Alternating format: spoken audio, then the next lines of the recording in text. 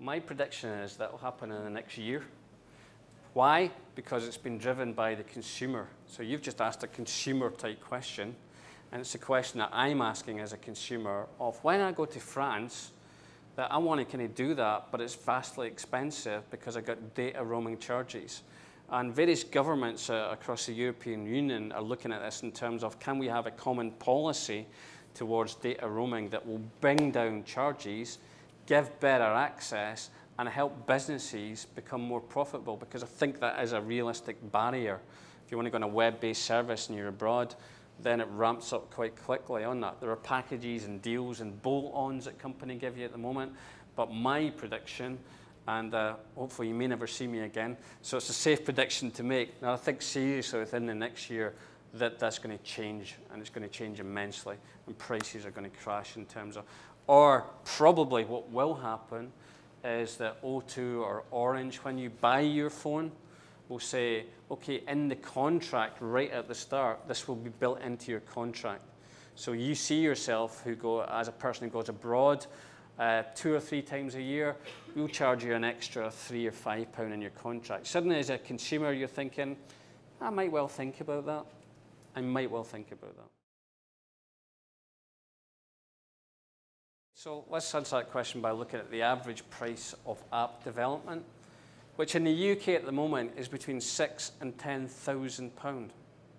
So you can have an app for between £6,000 and £10,000 that will be Apple compliant. We'll go through the Apple registration process that has to be developed at the same time as the app. And you can buy one of them. You can actually go on a site now, and there's probably about 10 good ones that we could have a chat about.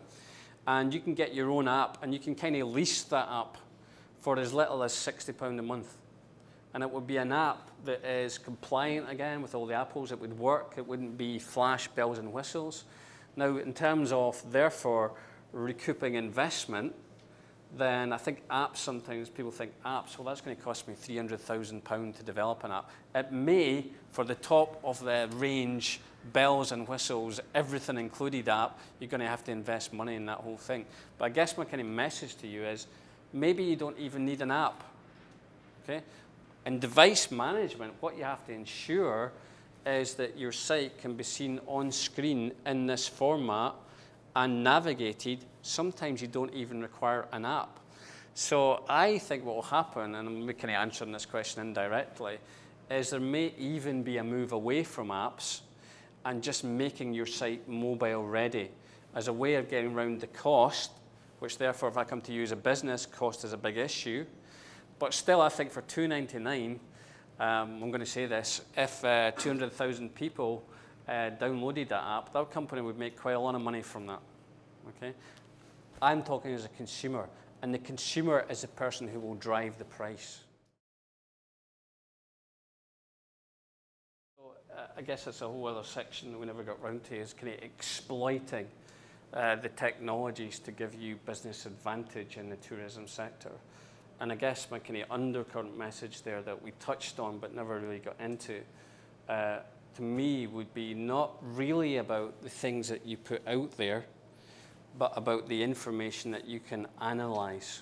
So I'm a bit of a data freak, and to me, data is everything.